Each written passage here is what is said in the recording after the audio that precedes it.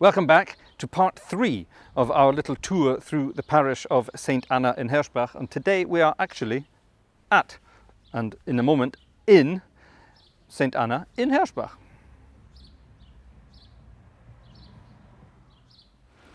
This is Herschbach. There's the town hall, there's the town fountain, and as we swing round there's the church from the front. The church has been here since 1766. Now, St. Anna in Herschbach was originally, of course, just a church by itself, but it's now the head church, as it were, of 8 churches here in this large parish, this larger parish. Now, 5 years ago, probably for money-saving measures, I imagine, all the churches in this area got together and formed one parish, as opposed to having 8 separate parishes. Now, the Diocese of Limburg is our boss, as it were, and we were the first of these large parishes, sorry. We were the first of these large parishes to exist in this diocese. There you are, that's the word I was looking for. So we were the guinea pigs to test it out. And this, although it's not the biggest church, Herschbach is the biggest town, so that's why Herschbach became the head church of this parish. There you are, that's a little bit of history for you. Right, we're going to come into the church now because it's a bit busy out there today. There's a huge sort of building site behind the church. There used to be a rather large villa connected to a monastery, and that's now been torn down to make way for something much more modern and ugly, which is a bit of a shame because it was an absolutely beautiful old house. I'll see if I can find a picture of it somewhere online and I'll blend that in here. But yeah, it's a big building site at the moment, so there's an awful lot of noise out there. So here we are inside the church. Now, you know this church from various other videos because I'm usually sitting up there at the organ and you get to see the church from the background. But today we're going to have a look at the church in a little more detail before we get upstairs and have a look at other things in the church and the organ. Herschbach is a rather interesting place throughout history. Now, they have discovered human remains here that were 4,000 years old. Now, I've been here for a few years myself, and I'm beginning to think that some of those people are still around, 4,000 years old. You know, they tend not to move forwards very quickly here. No, that's nasty. They are actually very friendly people here in Herschbach. But officially, Herschbach has been sort of in written records since the year 963 AD. And it was originally called Herschbach, and we assume that that was a Roman name for the little town that was here. So it's been around for a very, very, very long time. Now, something else that's very interesting about Herschbach is Herschbach used to be a very, very rich community. All around here, there are quarries, and these were quartzite quarries. And up until, I think, the 1920s, 1930s, these quarries were still active. And of course, those who were in charge of the quarries became rather wealthy. And there are still a couple of Herschbach families out there from that era, as it were, a few generations later now, of course, that still enjoy some of that wealth, shall we say.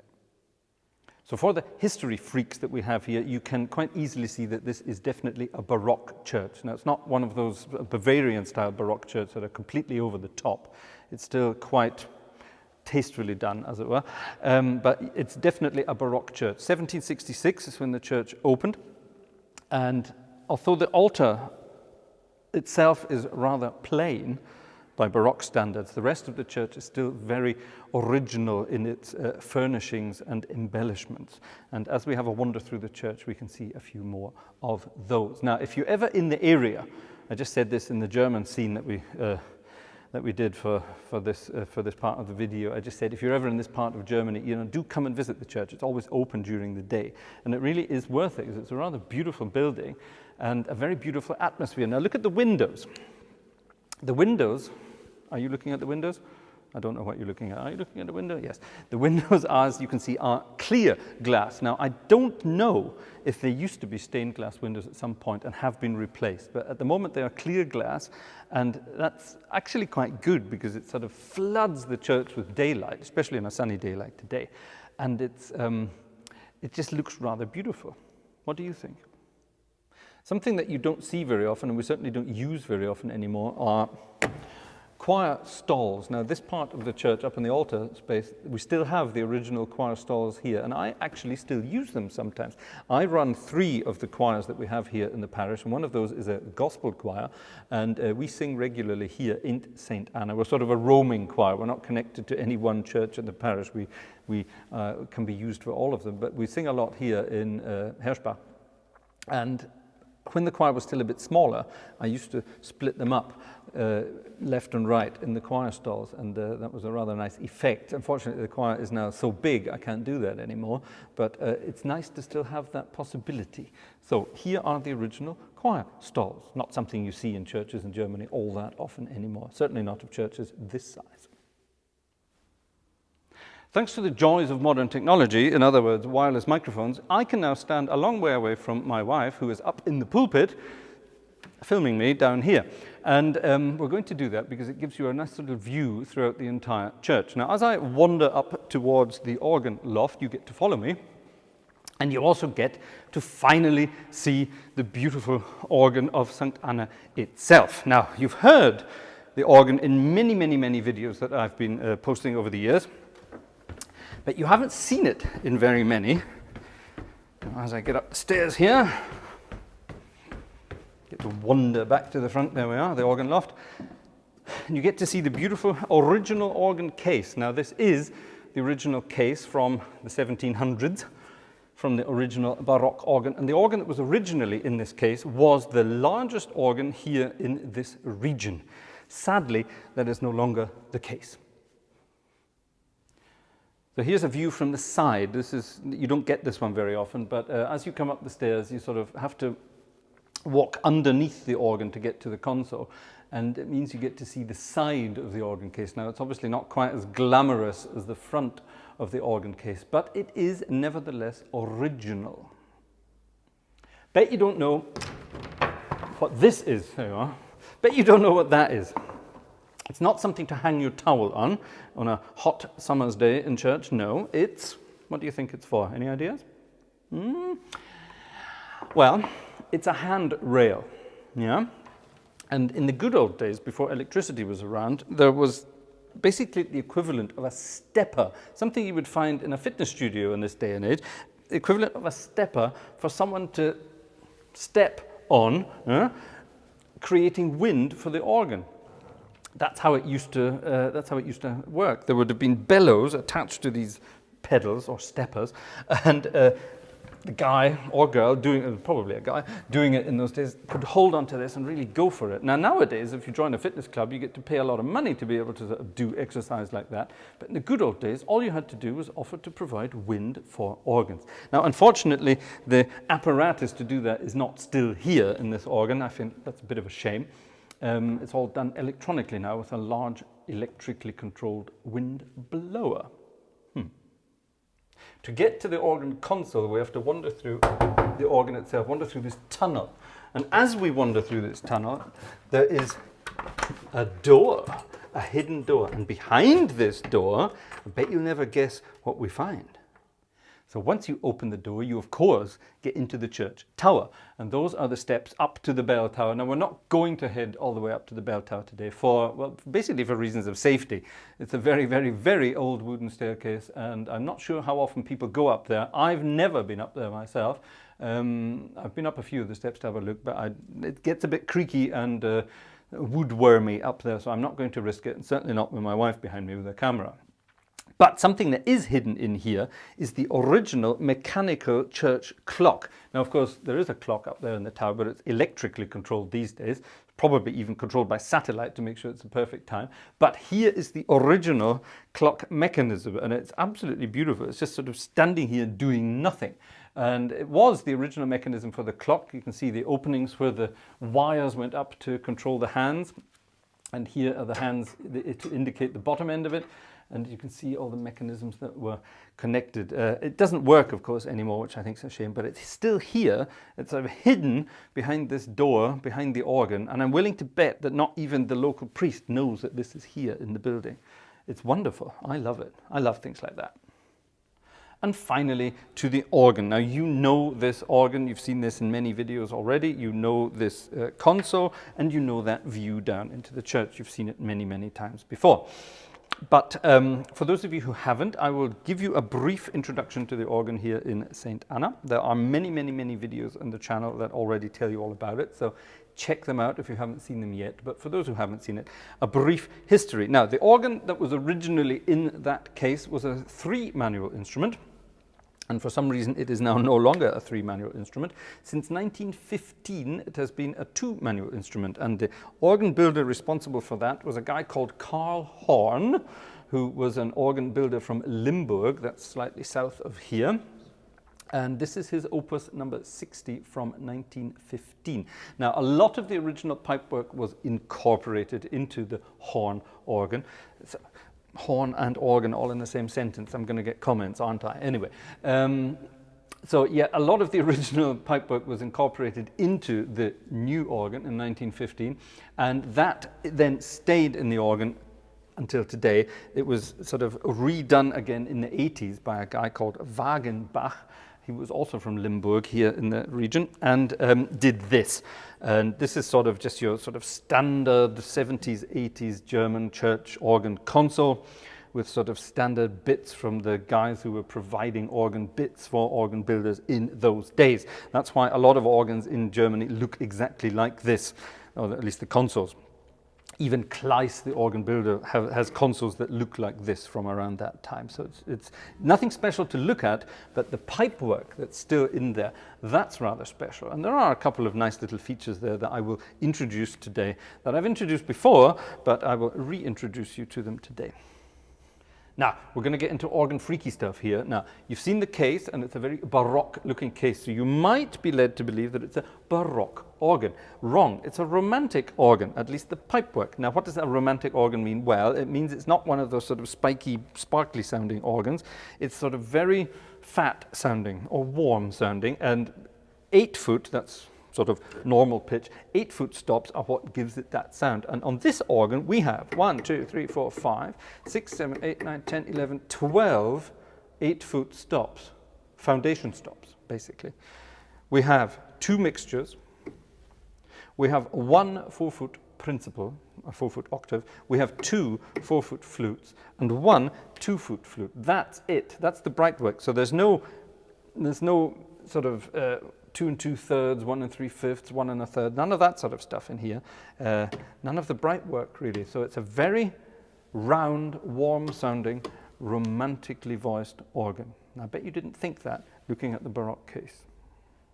So, if you haven't heard this organ before, here is a quick rundown of what it can do. We have soft, stringy stops.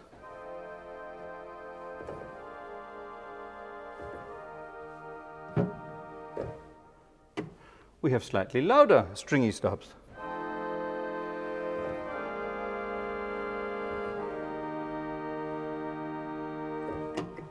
We have a rather weird solo stringy stop that I never use.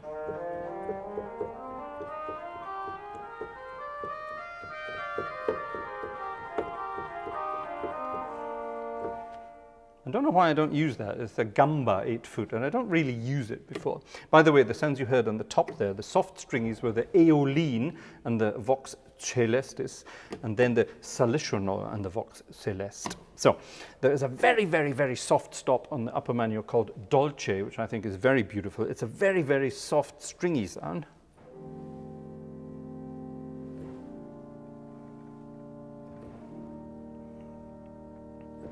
And if I close the swell box, that means I'm closing some shutters in front of those pipes, so it dampens the sound. It's even softer.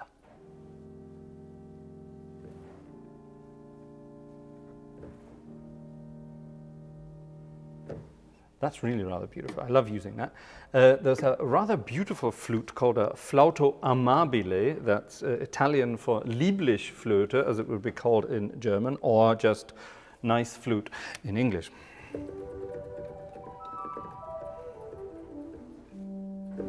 Very beautiful. There's a normal flute up there, a gedacht.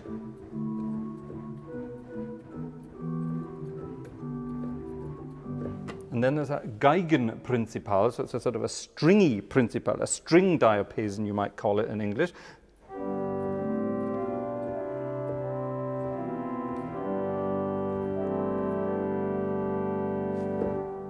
Which is very nice. Gives it a nice sound. Useful to have that up there. Quite a lot of organs from this time don't have that much beef, as it were, on the upper manual. Now, downstairs we have, what do we have here? We have a Hohlflöte, a normal organ flute.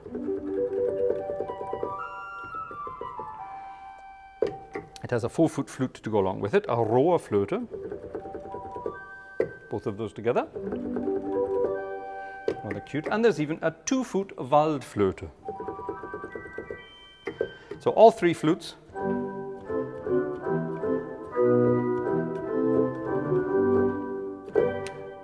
Which is rather cute. There's even a 16-foot bourdon to go along with that. So if you want to play with some really fun stuff, you can have the 16-foot bourdon and the 2-foot Waldflöte.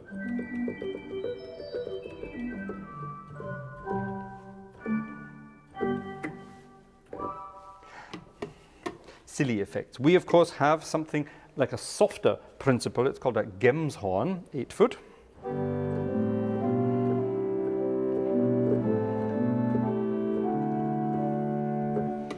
And then there's the big principle itself, which is a big woofy diapason sound.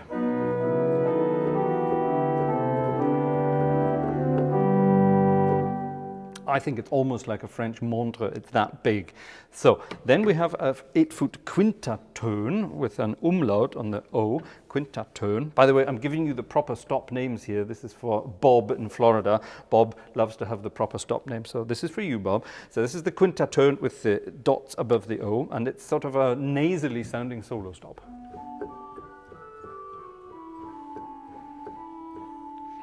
Original, of course, from that Baroque instrument. You can mix the quintatone together with the Gemshorn. And that would be very useful for some soloing in maybe a Bach trio. So, we have some reed stops, of course. There's a over-the-top trumpet, just called trumpet, on the grate, and it's like a sort of a French snarly, almost like a chamade trumpet.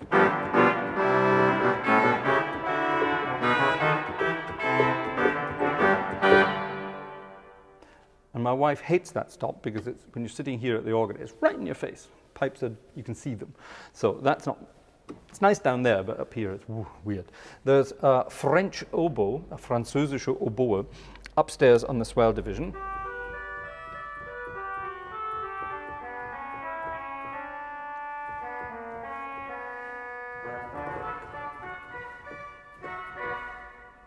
Horribly out of tune at the moment, but there it is. 2 mixtures. 3 to 4 rank mixture on the grate, and a Harmonia Etherea, 3 rank mixture up on the swell. That's a much higher mixture. The idea is it's to go along with the stringy sounds. I personally don't think it works that well here because we don't have a 4-foot in between. We've got 8. There's a 4-foot flute, and then there's the Harmonia Etherea, so it's sort of missing a 4-foot string in the middle. If we ever get round to rebuilding the organ one day, that will be in there. Now, down on the pedals, we have 3 16-foots, an enormous violon bass, huge big string bass. A big woofy thing that gets the whole church shaking. There's a normal sub bass 16-foot, stopped. A stopped flute. What does that mean, stopped? Well, it means the pipes are only 8 feet long. There's a stopper at the top, so that means they have double the volume. You get an octave lower as a result. There is then a dolce bass. Now remember the dolce up in the swell, that very soft thing? Well, here's a very soft stringy bass, dolce bass in the pedals.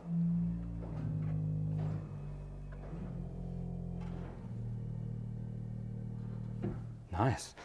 There's an 8-foot principle, which is sort of stands out on its own.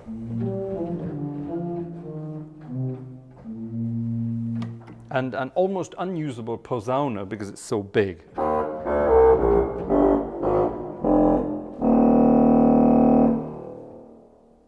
That makes a very, very, very big sound down in the church. I don't use that very often. That gets occasionally used for a final voluntary, or if the church is packed at Christmas and Easter, the final verse of certain hymns.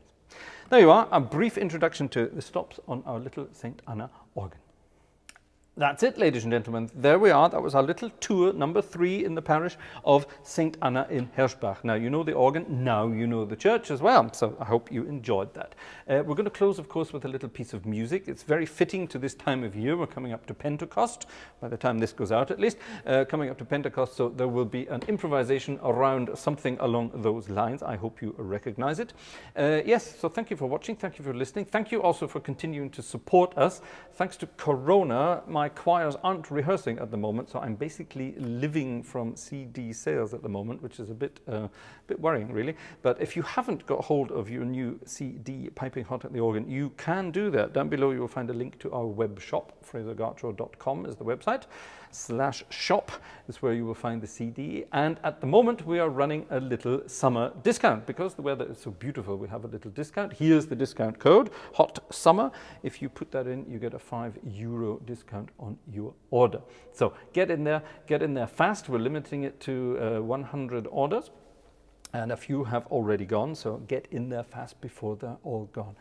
Thanks for watching. Hope you enjoyed it. See you next time when we'll hopefully be out and about again visiting new organs. Until then, bye-bye.